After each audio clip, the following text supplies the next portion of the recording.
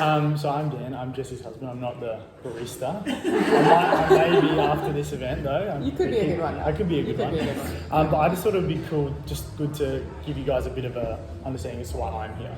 So when Jessie was really going through the struggles that she was facing last year, it was really eye-opening for me to see some of the things that I thought I knew that I didn't, and to realize some of the ways that I thought I was being very supportive that I wasn't, where I wasn't. So I thought we decided that it would be important to have kind of a masculine essence as a part of this conversation. And really I'm just here to learn and learn how to better walk alongside and empower the women in my life so that I can be a better husband, father, son, friend, colleague, and hopefully I can teach other men how to do the same. So I just wanted to say thank you for sharing the space with me as well and letting me be a part of that. But we thought Andrew would be an awesome human being to have for this first conversation. Andrew and I actually work together. I'm a fitness coach and I've worked with Andrew before and was lucky enough just to be able to share a lot of time with this woman and chat and get to know her. She's an entrepreneur. She is you're currently a partner at Deloitte. You're a board member, an advisor, a mentor. Outside of her career, she rides motorcycles around Europe, hikes to the base camp of Everest, and last year, as an example, she asked me and 3 other people to row across an ocean. So she's someone who likes to live dangerously. But I'll pass over to Andrew just to have a quick introduction of who you are and how you got here. Oh, thanks, Dan. I just love how we just want you to go inspire all the other men we know. Yeah. I can just feel that. Can you find more? So Dan and I met because I was trekking to base camp and I had a lot of previous injuries, and I loved the way that Dan connected and communicated, and we had this immediate conversation around masculine and feminine energy and the necessity around polarity, and then it kind of extrapolated from there, which I won't probably bore you with today, or I might. I'm not sure where this is going to go. Yeah, so I'm Canadian, not American. I usually start out with that. It's pretty important as a context setter. Never used to be important, and it's a little bit better now, but like this time last year, it was pretty firm that I was Canadian and Trudeau was my pinnacle. I've been in Australia for 23 years though, so I started, much to my accent's dismay, I started my first business in 1999 in Australia, but prior to that, I arrived in Brisbane with about $300 to my name, and because I have dual citizenship, didn't require any other cash, but desperately needed a job straight away. And so I had the most unusual 18 months before I landed in Sydney, which involved working on whale watching boats, to running pubs in Cape York, to singing in bars in Coober Pedy. So some really unusual experiences, which might lend some context to why my life then turned into an entrepreneurial journey of just fearless bravery and kind of jumping into things without a lot of experience. And to give you an example, the whale watching guide, as a simple example, I'm from the prairies, so I'm from northern Alberta, and I just went straight down to the docks and said I was an amazing deckhand. And they said, "Oh, have you done this before?" I said, "Yes, in all the countries." And of course, I'd never been on a boat, so that was a fun experience. But anyways, I arrived in Sydney in '99. I started my first business, which was one of the first ever free email services in Australia. So I was heavily ensconced in the tech industry in the late 90s, which was awesome. And I wish Australia would have kept the charge because we would have been so far progressed. But I won't mention anything about Christian Porter or Scott Morrison today. So needless to say, I then got really addicted to this entrepreneurial career. And I started another 6 businesses across both Australia and Canada. They were in and out of technology. Some were in logistics, some was a branding agency, a couple of tech businesses. I had a joint venture partner in India. I started an edutech business. Had the whole spectrum. Had the pleasure of winning the Telstra Businesswoman of the Year award in 2009. Alongside Kathy Foley, who's now our chief scientist for Australia, which is pretty cool when I go to events and I'm like, "Hey, Kathy." People are like, "How do you know the chief scientist?" And all the way through to a couple of exits, winning a variety of other things like the BRW lists and some other fun things also like the Telstra Business of the Year. But I also had the other spectrum and the other side of entrepreneurship. So I had a really powerful leadership journey where I had my entire company walk out on me one afternoon because I was a bit of an asshole for a long period of time. And then I also had internal fraud. I had a business partner buyout that went really, really south. I had a lawsuit that went all the way to the High Court. And even though I won, they declared bankruptcy, which means you lose any opportunity to get your money back. And then I eventually had voluntary administration and liquidation. So this full roller coaster, which also included a severe nervous breakdown, severe panic disorder, and no one knew. You know, this was in 2009, 2010, where it wasn't acceptable of any sort to say those things out loud.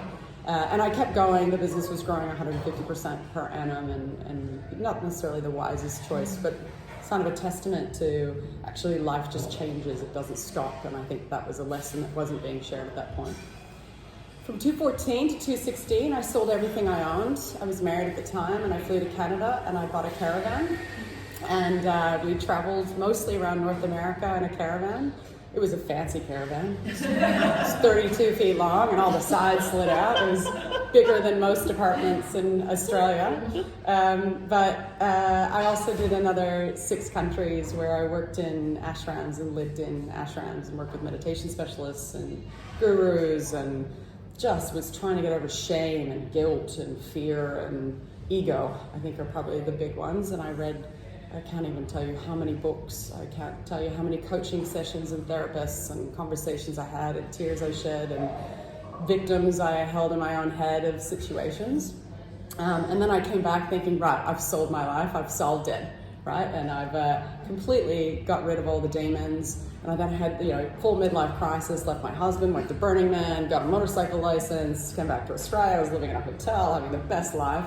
And I came back specifically to sing at a friend's wedding, which is Naomi Simpson from Red Balloon, Shark Tank, you probably know. And she asked me to be an equity partner with one of her tech companies. So I did that for about 1.5 years. And then I was like, right, what am I going to do when I grow up? And I had 4 big questions that I wanted to answer, and we might get to those at some point. And I decided to fly to Europe and ride. I love riding motorbikes, so I was riding a motorbike around Italy and Switzerland and answering these big questions. And that's kind of led me to where I am now, having what I consider the absolute dream job, even though it's 1,900 hours a day. It's leading business model innovation and ventures for Australia. So anything around emerging technologies, new ventures, starting and scaling ideas that really matter. And I work anything around how do I save the earth both here on land and in the sky. So energy, resources, industrials, all the way through to the space industry. And last week was one of my greatest career highlights, standing in front of the Mission Control Centre in Adelaide that was launched with the Australian Space Discovery Centre, and my team actually designed that with the strategy for it, the go-to-market. And when I think about the fact that I came from a very middle-class household as a high school dropout, standing in front of those environments is pretty exciting. So hopefully that's a high-level run-through. There you go. Wow. 45 years. Straight Wow. there. A lot. So obviously the theme of today's discussion is standing up straight with your shoulders back. And when Jesse and I had the discussion around kind of the central themes that encompasses, that was signaling strength, recalibrating after defeat, and then positioning for the future. So I guess if we dive into that first point with regards to signaling strength, what are some of those physical or metaphysical, be it spiritual, emotional, things that you do to signal strength, whether that be like inwardly to yourself or to project outward to others? Yeah, I love these questions are so ambiguous and challenging. When I was reading through them, I'm like, oh my God, how am I going to answer that and still sound smart? So physically, as you know, I love being strong. I've never been a petite girl. Even when I was really very, very, very fit, I was still, 65, 66 kilos, and that was probably as light as I'll ever get in my life, struggling and fighting to get there. But I was so focused on strength physically. And it's interesting how that's actually become more important to me as I get older, and the importance of strength in my physical self actually contributes to my emotional self. And I'm sure, I'm looking around the room, there's a variety of age groups, but I'm sure as, I've gotten older, I've acknowledged that fitness and health mean different things to me at different times of my life. I was a semi-professional rugby union player for 10 years, so fitness at that point and what that looked like was very different to myself now as to what that looks like. So if I think about kind of basic fundamentals, that strength is a really important part. And then you've probably heard through the story, whenever I feel fear, I lean in further. And because to me that creates that really strong position of resilience, and it also makes everything easier every time you do it. So every time I feel fear, and I'll give you a simple example, which is something I did last week, which was a little bit bold. I wanted to organize a meeting with a very, very powerful person in Australia. Everyone's trying to get into this person's diary. And so I created a fake press release with the AFR heading on it, but with a 10-year advanced date on it. And I thought, well, this is going to go one of two ways. And I was absolutely terrified, and I thought, this is the moment that I have to do it. Hit send, was at an event. I was out on the other side or something. Someone texted me, they said, this person knows your name and they want to see you. And I was like, shit. So I'm running across this venue. Hello, hi, how are you? And this person said to me, that is the most amazing thing anyone has ever done to capture my attention. Can we meet next week? And I'm like, yes, sure, of course we can. Oh shit. Now I actually have to deliver on what I said I was going to do. So I think those moments that scare me the most are those triggers of which I recognize I have to continue to lean in. I'm single, I'm 44, dating is terrifying, but I realize that even if there's no outcome, there's no expectation, but it's the action that I have to continue to lean into, otherwise life becomes mundane and stagnant. So for me, the strength is about leaning into the times that scare me the most. They're leaning into these opportunities, saying yes when it's the scariest point in time. The day after I got my P plates for my motorbike, I flew to Switzerland. I got into a 300 kilo bike and rode through the Gotthard Pass, which is the windiest road, literally like this. I was shitting myself for 8 hours all the way to Milan, from Bern, Switzerland to Milan. Absolutely terrified. And I label that as type 2 fun, because type 1 fun is like, oh, it's super fun in the moment. Type 2 fun is like, this is shit. And then afterwards you're like, that was super fun. But it continues to build that emotional strength and the personal sense of character.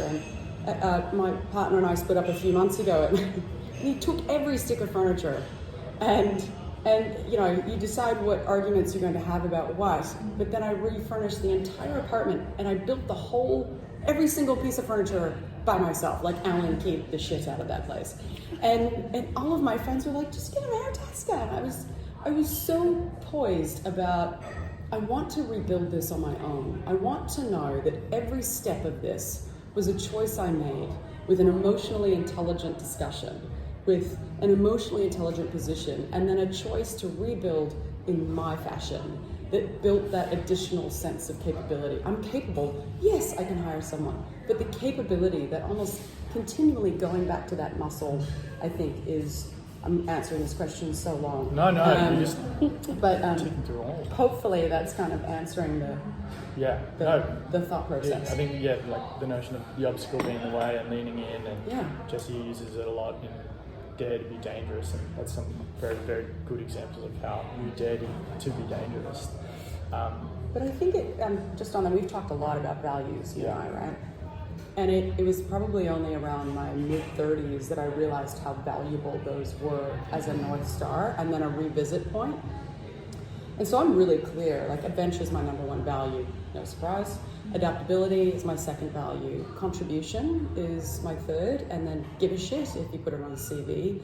It's called impact. But for me, it's about, I want to care about the world that's around me, and I want to make sure that whatever I'm leaving behind is valuable. So, and I would never consider myself a feminist, but I always believe that I have an obligation to ensure that I have a position as a role model, considering the voice that I have. So even in those moments I don't want to be, And you've all experienced them. All those moments you're like, I don't want to have this conversation with this asshole that doesn't understand that diversity is important. You have to lean in and have those conversations, and that continuously builds the muscle, because based off those key North Star points, I think is where I find comfort. An interesting one that you mentioned before, where leaning into things that feel intrinsically difficult and having a hard conversation. What about on the flip side, where maybe everything is going, or seems to be going really well, but it may, under the surface, you may need to make a decision that actually steps away from that to go on a path that progresses you further. I think it was the example you gave of being in a relationship with someone that was like the perfect man, and it was all going well, but it was actually something to step away from. I think it's I call it these small betrayals, right? So the minute we start to accept less than optimal for ourselves in every which way, they're like these minutiae of betrayals that in the moment they seem so small. They seem like, well, we're only 5 degrees apart from where I feel is aligned to my values or aligned to what I want, who I choose to be. But then, 6 months later, it's 12 degrees. And this could be in the workplace or a personal relationship, whatever it might be. Then, it's 20 degrees, and then it's 50 degrees, and then you're going down a decade later and you're like, holy Hannah, we're 70 degrees off, right? And I'm sure you've all had similar experiences of these small moments. And I use this example, why I wanted to share it is because it's one of the most difficult and one of my most proud moments. I was in a relationship with someone that I would have considered an equal, someone really beautifully powerful, really intelligent, super fun. We had a great time. We were together for about 9 months. And I knew he wasn't completely ready for the experience that I was ready for. I was ready for a deeply committed relationship. And whilst we were exclusive, he had just, left a long-term partnership and was probably still a little bit on the edge. And I was in this small betrayal mode. Oh, that's okay. He'll come around. I'll just give him time. And these betrayals got more and more and more. And eventually I just realized that betrayal to myself was the greatest disservice to who I chose to be and also what I chose to stand for. And so as we're telling each other how much we care for each other, we're sitting across the table from each other, I'm saying how much I care for him, how much I love him, how much I cherish our relationship. I then say, but I'm afraid we need to end it. And he was furious. What do you mean? This is going fantastic. This is going really well. I said, this is what I want. This is what I need. And this is what I choose for myself. And his response was, I can't commit to that yet. I said, and I acknowledge that. I respect that. And I admire that. But unfortunately, that means we need to go on separate paths. And I think I cried harder for that than I did my divorce, like 100% more. I'd wake up in the middle of the night crying myself awake. I cried myself to sleep. I cried myself in the shower. We've all had those moments of lying on the bathroom floor, wondering what the hell I did. But holy, did that give me a sense of self and strength for every future conversation and relationship, to ask for what was true, to not accept the betrayals, to be comfortable in the discomfort of saying, I love this, I love you, I respect you, I admire you, but that's not right for me. And that was actually the pinnacle in every relationship moving forward, both friends, intimate relationships, because it just gave me this strength that I never knew I could ever have. I always felt like, oh, well, I've just got to be accommodating, and, we all know. And this was just that moment, without anger, without blame, without judgment. It was such a powerful, we talk about strength. To me, that was a place of power that I gained that I never knew existed for myself, that wasn't aggressive, it wasn't masculine. It was actually the most feminine thing I've ever done. Does that make sense? Mm-hmm. Yeah. Which kind of moves us into recalibrating after defeat. And my next question was going to be, what has been the biggest challenge, or maybe a perceived failure that you've had that has later set you up for success, and that sounds like that has been a massive example of that. It is one, but losing my okay. business was the worst. Well, let's do professionally then. How did that failure or perceived failure set you up to later succeed? It ended up being the greatest gift, right? So how many of you in here own your own business? Anyone? You do? Yeah, it's kind of. So owning your own business is a beautiful experience, and people think, oh, you've got so much freedom, you can do whatever you want. Those people don't know. They don't know that you are so connected to something. You're in a job, you're like, 4 weeks notice, see you later, I'm out. Even as a partner, there's 3 months notice, I can walk away, probably a little bit more challenging, but otherwise, I can leave this environment. But as a business owner, you don't have that luxury. And so when my business ended, it wasn't like, oh, that's it, doors shut, everything's done. Oh no, it's like ripping off a Band-Aid slowly for 24 months. And everything that comes with it is the scab of your ego and your sense of self and your identity and everything you've worked for 17 years. The week before I went into voluntary administration, I was on the cover of 2 magazines and going on Sky News. I will never forget that. And also thinking, oh yeah, this is okay. And on reflection, I was like, why would I even think that was a smart choice for my mental state? Because the dichotomy of talking about my business in the background, knowing that I'm currently sitting with, creditors and people are trying to take me to court. Some people are trying to put me in prison because they think that's what can happen. Like it was the most mortifying experience. And my ego and my sense of self was so caught up in whether or not that business was successful and how it was going to work, that when it ended, every part of who I thought I was went with it. So it was, it's a bit of a shit sandwich, needless to say. It was the best thing that ever happened for a variety of reasons. The first one was that it actually set me down a path of self-exploration that I would have never done. And I did so many self-development courses that it just unraveled stuff that I held onto, and a sense of blame and childhood stories and, that's just the way it is, crap, stories around money, mental stories around who I chose to be, and, I don't have a choice around those things. It really opened up for me what choice could be in life and what an opportunity I had in front of me. And then as the business finished, then I all of a sudden realized oh my God, I can do whatever I want. And that's when Naomi, offered me the equity in the company, and I came in to do that, which was great. But again, it was still like, this kind of feels like the old thing. And so someone gave me the 4 questions, and I think I alluded to the 4 questions, and God, I hope I remember them in the right order. But because I was trying to figure out, now that I have an opportunity to do whatever I want, I only know the parameters of which I come from. My father's a car salesman, my mother's a secretary, I was raised in a middle-class house. No big aspirations, I just thought one day I'll be a great secretary. Phew, that's about it. Inspired by Melanie Griffith's Working Girl, anyone who knows that film.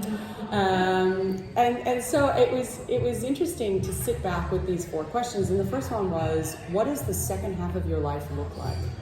And I thought, okay, we don't need to go to the next 3, because that one's going to take me 6 months to figure out in my head. The second one is, what are you known for? What do people come to you for? The third one is, what motivates you? And the fourth one is, what do you need right now? And then I went to Italy and rode a motorbike around as a blonde with my other blonde best friend. Let me tell you, if you ever get a chance to do that, it's fantastic. And just kind of pondered these questions and ended up coming up with some big things. I wanted to have a scale of impact. I knew I didn't want to be the CEO of a company at the moment. I knew I wanted to work across a multitude of businesses, a portfolio of environments. I knew I wanted to have fun. I'd been to the bottom of the barrel, I'd ripped it all out, I'd been divorced, I'd lost my family, I'd lost my business, and I'd rebuilt it all. Now I just wanted to have a really good time. I wanted to use stuff that mattered. I'd always started businesses out of opportunity. Why isn't someone doing that? Oh, that's easy, I'll make money off doing that. There was never a sense of purpose. So I wanted to do really meaningful work. I wanted to grow. I wanted to sit in rooms of people that intimidated me every single day, and that I lent into that intimidation versus be paralyzed by it. And then the most important one for me was that I also wanted to make money whilst making an impact. And I think a lot of people feel that if you're doing good for the world, you've got to be poor or you've got to do it for free. And I have the exact opposite opinion, and that the more good you're doing, the more money you should make. So I knew that if I was going to go start another business, that it would be like a 5-year journey before dividends started coming through. And I wasn't in that moment. I wanted to invest my money wisely.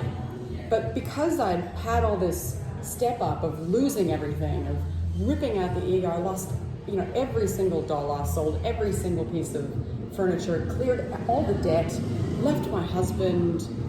All these things were absolutely traumatizing in the moment, but set me up for a future I never knew. I never dreamt of an incredible group of friends that inspire and motivate me, of relationships with my family that I never knew could be possible, of a sense of self-worth that I didn't think would exist, a sense of power that I never knew would be possible, a career that, I love it, but I can also leave it, which I never thought I'd ever be able to say as well. It was a huge gift. Yeah. I realize these answers are really long. No, it's great. Please. It's very good. Another thing, we've talked about 2 sources of recalibration that ultimately come down to owning the fall and then owning the rise. Yes. So first there's owning the emotional experience. Yeah. What are some ways that you've learned to own that emotional experience when you might feel, at a place of real vulnerability or something's happened? How have you learned to own that emotional experience so it doesn't, let's say, get the better of you? I think you and I have talked about the place of power pretty regularly at our 5:30 a.m. sessions. Dan set me up for Everest success, by the way, so that was good. I was you. I was all you. Whatever. If you weren't there at 5:30 in the morning, I definitely wouldn't have been there. So, look, I always label it as the place of power, and it is owning the experience, and I really encourage young women in our practice to own their own experience. And what I mean by that is, I use the relationship example of, I love you, I think you're amazing, I love this experience, but unfortunately this isn't aligned with what I choose. And so that's owning it, right? That's not waiting and going, oh, well, maybe one day they'll come around and hopefully they'll love me too. That's not owning it. That's passively living life. And the simplest way that I think when I really lean into vulnerability, I've started an entirely new career. Last year, as you can imagine, was a bit weird for me. Not understanding how a partnership works. I've never worked in a big corporate, and I was just like, I don't know what happens in these situations. Someone tell me what's going on. And I hate professional surprises. They piss me right off. I love surprises only at birthdays. And so I set up monthly feedback sessions with 3 of my hierarchy stakeholders. And I had set questions. This is what I want to know. What am I doing well at? What are you hearing? What is visible to you? What is not visible to you? What do you need more from me? And how do I serve as a person in this organization? And that continual request for feedback actually, again, is like a muscle. And it was taught to me by one of my coaches as this opportunity to really lean into the sense of quality self. And best version of self is something that I aspire for. So how do I make sure that I'm continuously doing that versus once a year having a conversation with someone, or only on date night having that conversation on how am I serving this relationship and what can I do for you?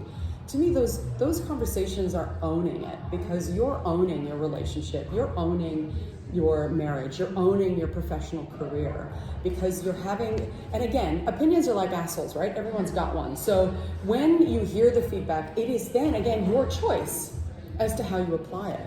It could be, oh, we think you should do this better. And you go, great, thank you very much. Tell me more about that. That's always my first point of call. And I always use that sentence when I feel triggered, which is pretty often. When someone says something and they'll say something that I immediately feel triggered by, I know it's something I need to hear more of, but I'm also really scared. So again, leaning in. So instead of having an immediate defensive response, which is, that normal state of play, oh, but I did this and blah, blah, blah, I just say, tell me more about that. And it gives me the moment to just go, okay, sit down, calm down, get your adrenaline and your heart rate down, don't punch this person in the face, take on board, listen for the cues that are important to you on your choices.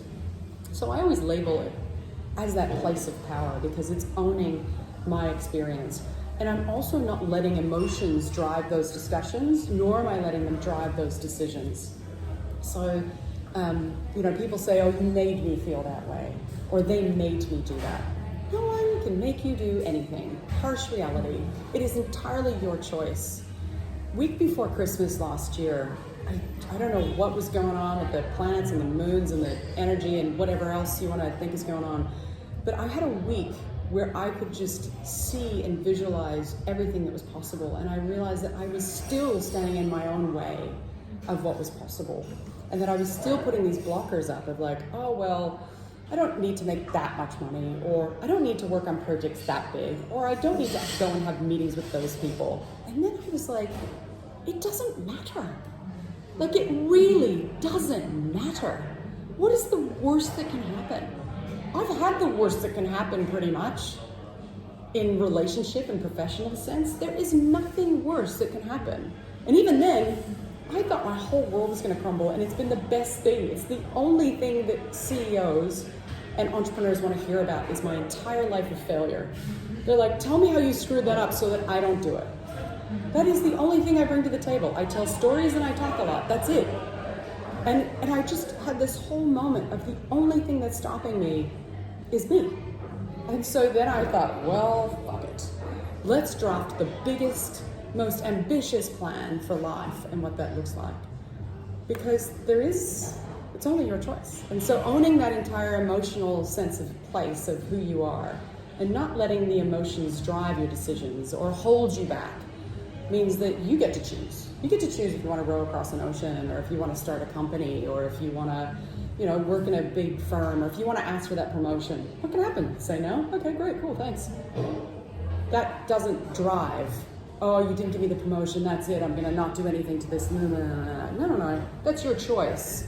It's your choice as to how you respond. So those places of power, it's like a muscle that you constantly practice to the point of those triggers become the reflection points. When you're triggered, you're like, ooh, there's something I should be learning. What is that about? Tell me more about that so that I understand. I'm going to interject with a selfish question. Let's hear it. I guess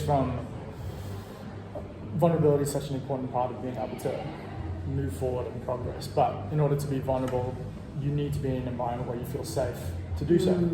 So from a masculine perspective, if you're in a relationship or working with people, masculine tendencies, we usually try to pop the hood and just see what's wrong and what's not working, and sometimes that's not the right way. Sometimes we want to push or pull towards a various outcome. What are some ways that where you felt safe or supported to, I guess, be vulnerable without, I guess, someone wanting to fix it for you or push or pull you towards where they thought you should be going? I love this question because I think women see it as a negative when men are trying to fix or solve. It's actually just such a place of care, such a place of love. And then what I witness in myself and have in the past is then I build a sense of resentment. Like, oh, fuck, I wish he wouldn't just solve anything. But I'm not going to tell him about it.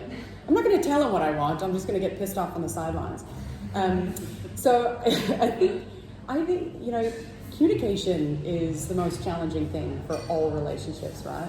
But again, that place of power is owning what you need. And sometimes it takes a while to figure out, like, what do you need out of this relationship? And I label it the unicorn playground, which is, what are all the facets of your life that you want to be inspired by or have people contributing to?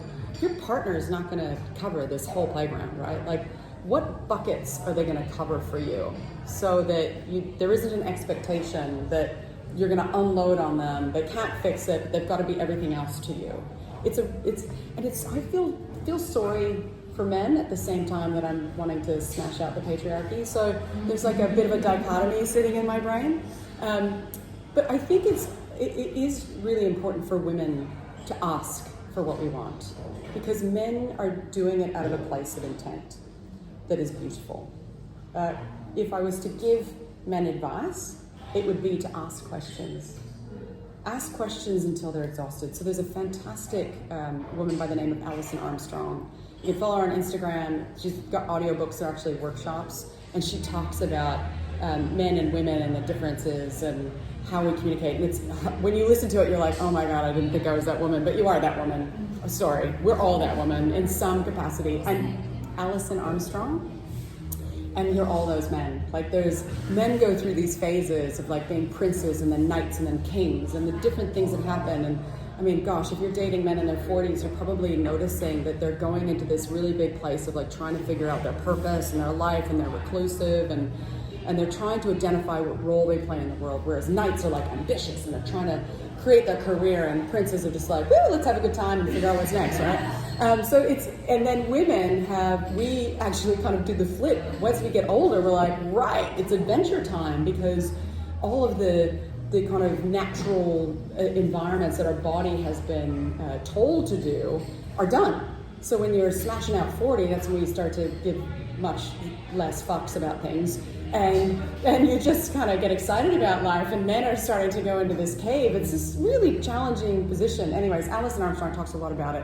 I don't claim to be the expert at all, but she talks about how to communicate these exact things. So as an example, women, when we walk into a room, we acknowledge everything that is wrong with that room and everything that needs to be fixed. So you have never walked into your living room and gone, unless it's perfect, right? The cleaners have just been there, the cushions are correct, the blankets are positioned the right way on the couch. You're all looking at me because you are all acknowledging this in some shape or another, am I right?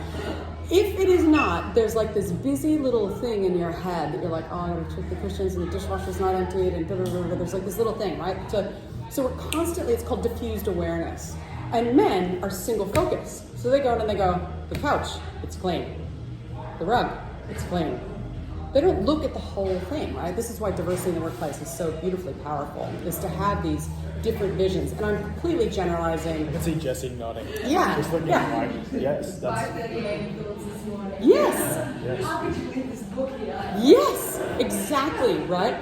Exactly. So one tip that Alison gives men to help break the diffused awareness, because men just want attention from women. That's all they want. They just want you to spend time focusing attention on them, right? But when you're having a conversation with me, I'm looking at like the coffee machine and there's a whiteboard there, and I'm trying to read her to make sure that I'm actually giving her what she needs out of this session today. And you're giving me acknowledgement and validation, and there's some gift bags over there. Oh, the croissants look really delicious. Oh, coffee's done. Maybe a glass of water in a minute. Literally going through my head, right? And so in order to stop that, you need like an energetic breaking point. And so what men need to do, this is a great tip, what men need to do to get the attention, to start, breaking this, is you just put your arm up there. I don't want to be weird, so that it doesn't look inappropriate on video. You just put her arm right there, you just go, you literally are the circuit breaker. And that just stops the diffusion. And then she goes, whoop, and then she focuses. Because we're constantly in a state of diffused awareness. So, listen intently, ask questions without solving, be the circuit breaker. Those are the pragmatic tools with the very roundabout discussion to get to that point. And it's lots of general statements, so forgive me if I've generalized you and you feel offended. It's owning your own emotions. Apologize, I have nothing to do with it. But it's good noticing it's good noticing where you're, like as a male, let's say for example, you're just hardwired to just that system one brain takes over, oh, this is what I need to do in the solution mode. So it's really helpful to be able to But it's not just the male, it's the masculine and feminine, right? So if you're in a relationship with a man who's more feminine and masculine in their energy and what they do, then you can take on that masculine role, and that is actually what high-performing women are doing a lot of. I mean, myself included.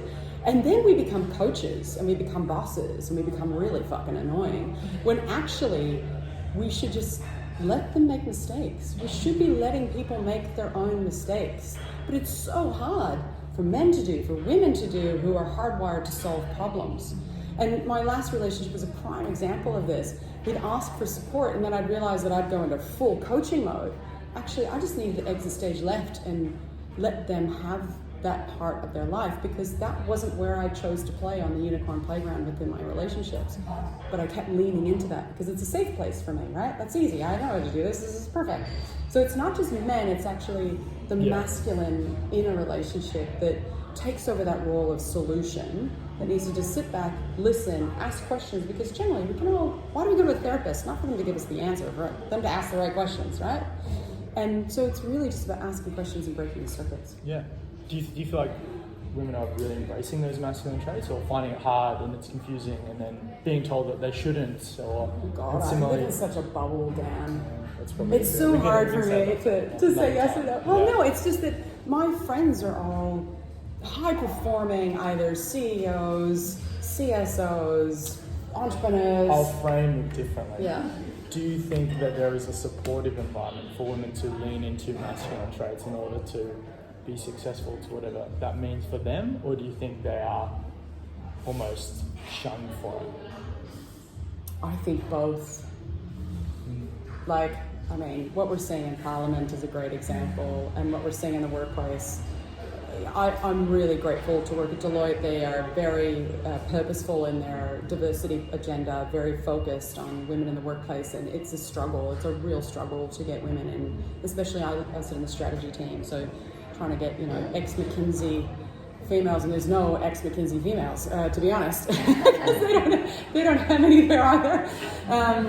So it's a real struggle, but there's so many programs in place to really support women to be more, and I wouldn't use the terms masculine, I would say, use some of the traits that men have learned in the workplace that women have felt were unacceptable for them. And again, why I think it's a little bit challenging for me to answer this is coming in as an entrepreneur, I created my own glass ceilings. I didn't see them. And coming into a corporate, I'm like, oh, now I see it. It's the undertone, it's the subtle comments that are completely not out of malice, they're out of ignorance, but they're consistent. And so again, I don't necessarily want to step into that role all the time, but actually I have an obligation because I feel really comfortable and confident to have that voice. But at the same time, then you see all these comments that are being thrown around in Parliament about women, and we should be so grateful we're not being shot at when we have a protest. It's a bit of a contradiction. Yeah. So unfortunately, I don't have a silver bullet answer for that. Just to round out, and then we can open it up to some questions. Yeah. When you're feeling, depleted, or you don't just have that same energy and will to lean in, or to dare to be dangerous, let's say, where do you go? What are some of the resources that you use to re-energize and recalibrate and then re-engage? Yeah, so I think it's the yang versus the yin, and I realize that I really struggle with the yin because I'm really comfortable with the yang. I've lived on my own since I was 14. Of survival, right? And the yin is like this, seems so unimportant in the moment. When I feel completely depleted, I now, say the last 3 years, so I'm not going to preach saying that this is what I do all the time, but I acknowledge and I endeavor to focus on the yin. So I would hike, the unfortunate thing is when I do a hike, it's like, not just going to walk through the trees. So I'm probably telling a lot, but trees and water, right? So feminine, the Mother Earth, anything around just soft, slow, rising with sunrise, sleep. I really lean into the self-care. I am really comfortable with setting boundaries. So I'll give you an example. Magic Mike show is on. I hate that stuff. I know some people love it. 4 of my gorgeous girlfriends were going. They're like, you gotta come. I haven't seen them for months.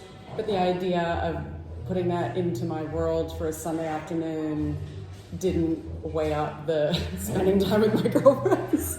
So, it's those moments that you're like, oh, I really want to spend time with you, but those are the boundaries of which I settle with. And then, dinners and corporate events and choosing things that just give me much more joy. But in essence, it's nature. It's really sunrise, sunset, acknowledging. Like, I watched the sunrise this morning and it was just epic, wasn't it? Yes. And I don't think people acknowledge how important it is where you live. And I did a stint in Paddington last year through COVID. So it wasn't like the excitement Paddington, it was the concrete Paddington with no one around. And I've spent most of my life in Australia in the northern beaches or on the beach. And last July I moved back to the northern beaches, and I live right on the water. And there's a sacrifice of commute and all that kind of stuff, but the power of watching the sunrise over the ocean gives me more fuel than... More than Yeah, there you go. You all look very familiar, like I've seen you at some point. I'm sure I've seen you at an event or something, so forgive me if we've met and I'm not acknowledging your name. But yeah, so trees, water, nature, and also like I've gone back to CrossFit, don't get angry at me, but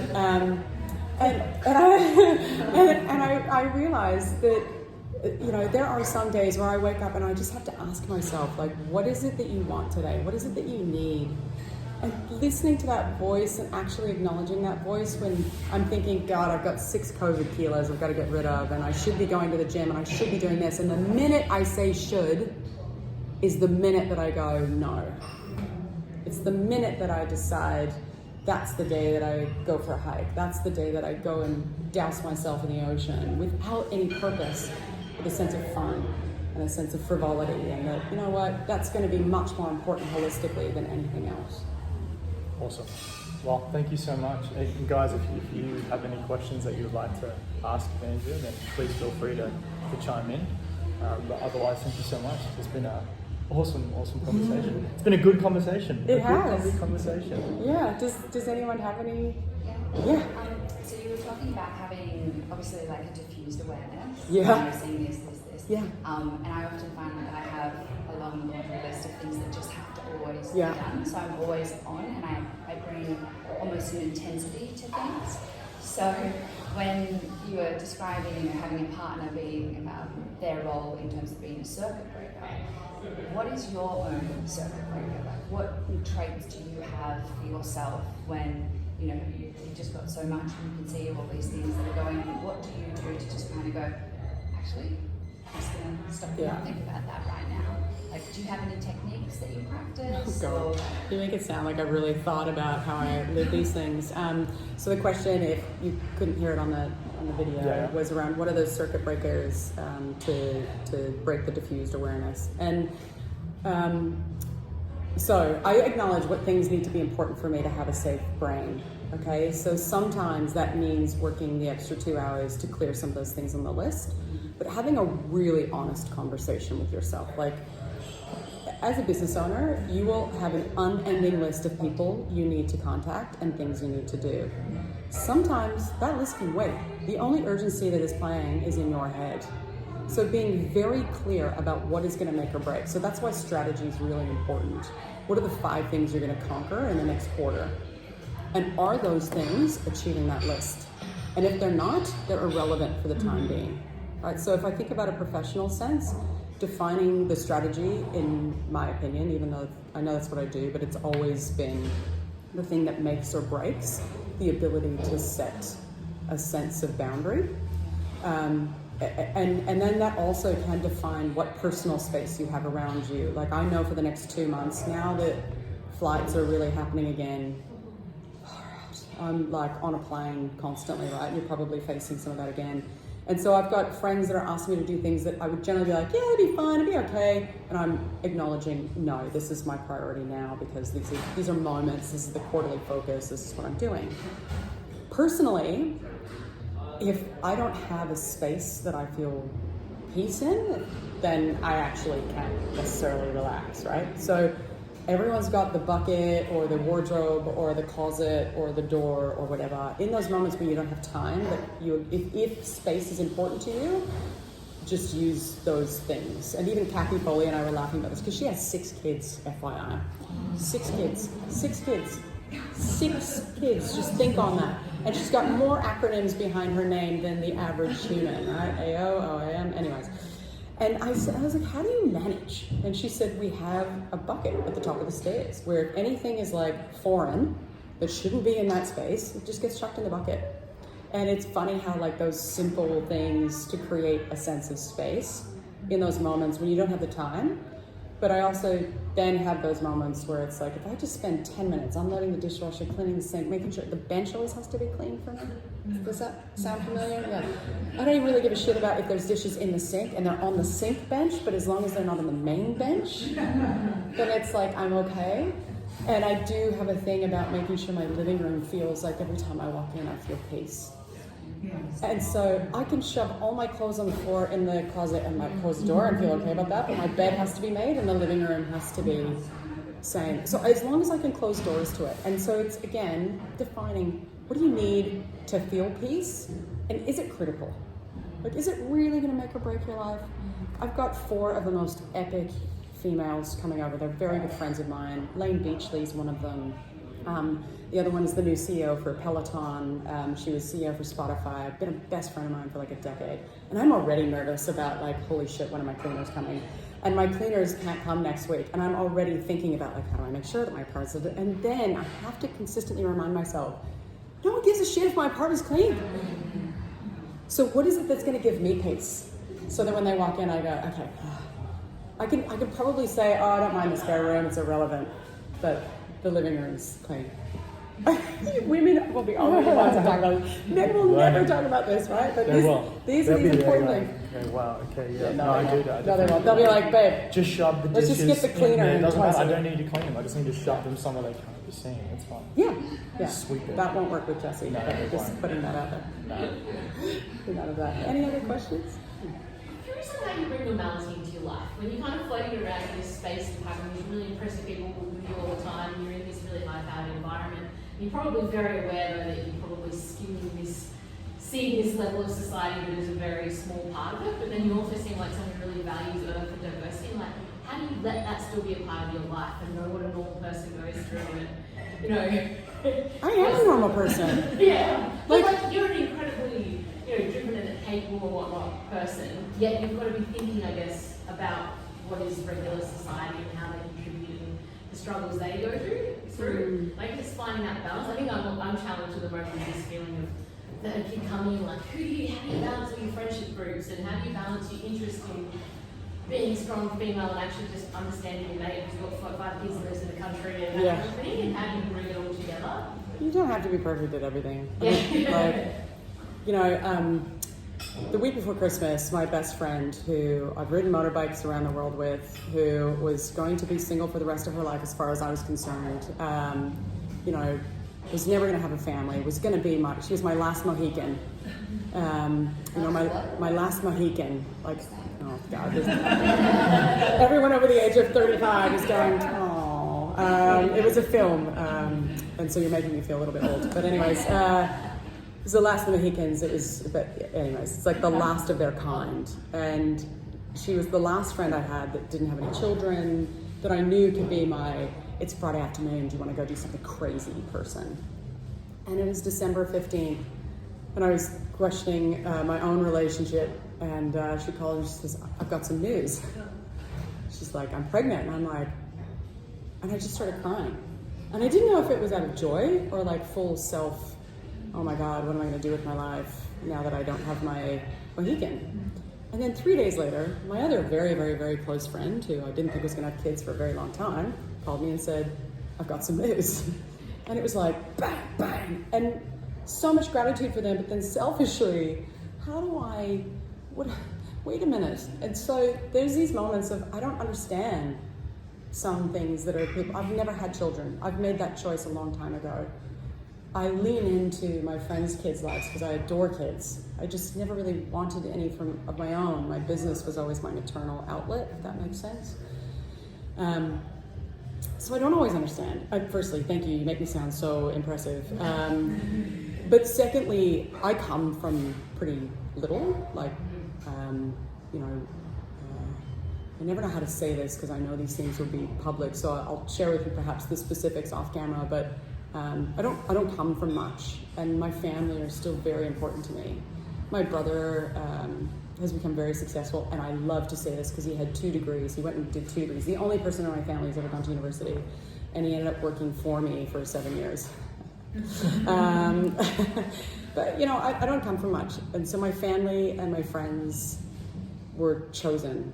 Like, I still choose to be part of my family, even though there's a lot of reasons why that didn't have to be the case.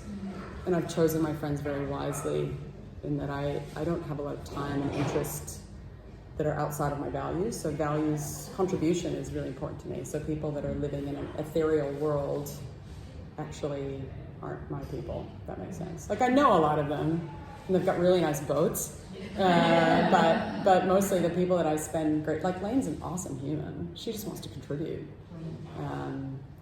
Karen at Peloton, she just wants to lead people in a really powerful, empowering way. So I think sometimes we also put these people on pedestals that they don't deserve, and we feel terrified of, oh, we couldn't have that life, or that's not the same life that I want, or I couldn't be that leader. Well, you don't have to be that type of leader or that type of person to still have success. Does that make sense? Yeah. Yeah, it's, again, really long-winded answer. Any other questions? Yeah. Do you have, and I know this expression from a coach this week, any equal DJs? So anything that you tell yourself, something that Helen and Jess talked about last year in the learning circle was, I sometimes suffer from like imposter syndrome, like a narrative in my mind. Yeah. Do you have any of those equal DJs that are still playing in your mind? Yeah, I've got two. And they're constant. So the imposter syndrome is pretty clear. Last week, hilarious moment, standing in front of the Mission Control Center with a photo of my friend Kathy, chief scientist, Enrico Palermo, who is the COO of Virgin Galactic, now the CEO of the Australian Space Agency, our client, who literally is an astronaut. And I'm like, and they're looking at me going, huzzah! And I was sitting there going, I don't know how this happened, and I don't belong here. So, yes, constantly, but I chose that because I wanted to feel, so I call it an insecure high performance, in that I'm constantly insecure about my capabilities, but I use it to drive high performance. So I'm a voracious leader, a very deep thinker. I bring a huge amount of intensity, to your point. I love thinking and asking questions. I'm deeply curious. So that actually adds really well to the imposter syndrome. The other one is I've had a really bad body image of myself. I mean, you'll attest to the things I've said about myself for like my whole life. And it's a constant battle. And there's two things that are used. My coach gave me one, which is just acknowledging. Like, instead of, when the things that we're afraid of, we keep going, oh God, don't think that. Oh God, don't think that, right? You can't think that. That's terrible. And so then it just gets worse. And so my coach has me lean in to those feelings and go, yeah, okay, great. And so, as an example, I also have severe anxiety disorder, which I get rare bouts of, but when I get it, I don't know what to do. If any of you have suffered from anxiety, you just kind of like, I don't know what I'm supposed to do. I'm like, little things, like someone will say to me, don't have coffee today. You're like, oh yeah, shit, no caffeine, right? Like, you just lose your brain. And so he's, in those moments, I just say, I have anxiety and it's okay. I have anxiety and it's okay. I have anxiety and it's okay. And it diffuses it. It's like, takes the power out of it. Does that make sense? And then around the body image one, I always ask myself, what is the intent of this sentence in my head? Like, what's the purpose of this is what? So yes and kind of, what's the intent? Is there an intent behind it? And sometimes there is an intent, like, oh, you feel this way because you haven't gone to the gym this week.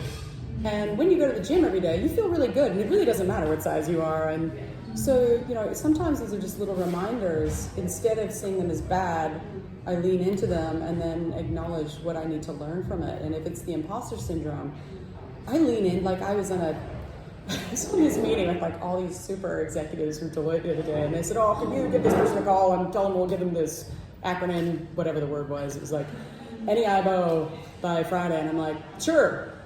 What is that? and sometimes there was 3 people on that meeting, and 2 were like, yeah, what is that? And I thought, oh God. So, again, it's that muscle of just being okay with it, but leaning into it. I use it for knowledge, and then I'm like, ooh, that's really interesting for me. I want to read about that. So I listen to probably 3 audiobooks at a time. We share a lot of books as well. So thank you. Good question. Awesome. Oh yeah, okay. So thank you. It's been amazing. Great. I love your fashion. I feel so intimidated by the fashion in this room. Something that went with my put it on in the day. I don't actually it clashes badly. The intent is there. The intent is there. The intent is there. So clearly you're amazing. You're out there. It's happening. Do you have any? You mentioned that you went on your few years of living dangerously and did a lot of work on yourself. Yeah. Do you have any daily practices that bring you back and center you? So from your inside out, you can calm yourself down. You talked a lot about, you know, walking and the water and nature, but some days you might not access them as much as others. So do you have a daily practice at all? So I have a goal that by the end of this year I'll have a daily ritual that I stick to. So thanks again. That was a nice. That was a nice reminder of still having got that sorted. Look, it really depends, but there are things that I access. So there's a great journal that I bought recently called The Cosmic Journal by Yannick Silver, and it's not your traditional journal. It's every day you open it up and it's like different questions and different artistry and weird kind of creative things. And it asks you to do things. It could be like, go to the 6th photo in your phone and tell me what it means to you. So sometimes I journal, but I like that book drives it from a place of external versus just like, ooh, write down what you think. Sometimes I just write down what I think when I need to get it all out of my system. I meditate very regularly, and then sometimes very irregularly. But I think to the point of the daily ritual, every morning I really try to tap into what I need. So even with gym, I would only schedule it the night before and book myself in the night before with a class because I really want to acknowledge every day is a new experience. I love data and tracking. This is a fitness band. So I like understanding also what I'm not present to because I can live off adrenaline and caffeine for decades. And so sometimes I need other things to say, ooh, perhaps you're not acknowledging that your heart rate variability is not in a great place or that your respiratory breathing is a little bit higher than it should be. And that you do need to take it slow. Like yesterday, I just went for a walk in the morning and watched the sunrise and I just called my dad and we had a 45-minute chat and he's like, why are you breathing so heavy? I'm like, well, I'm walking up a hill. He's like, can't you just sit down? No, I can't sit down. This is my 45 minutes, you're getting it. So, you know, I think it's a daily choice. But there is some form of physical movement. Sometimes it's yoga, sometimes it's active meditation, sometimes it's walking, sometimes it's gym. Without purpose, sometimes. It's a shit answer, but hopefully No, it it's helps. great. And by the way, if we can take a photo just from him because you've got angel wings. Oh, make that happen. Yeah, we can. Great. That's what I was trying to recreate here, but it's hard to do. You probably should have just been. No, that's good. Anyways, we should probably wrap it up. Yeah. Awesome, guys. Thank you so much for coming. Really appreciate it and sensitive to everyone's time. So if you do need to go, just jet. Otherwise, feel free to have another coffee. If you want to stay and have a croissant, have a chat. Stay as long or as little as you like. And thank you, Andrea.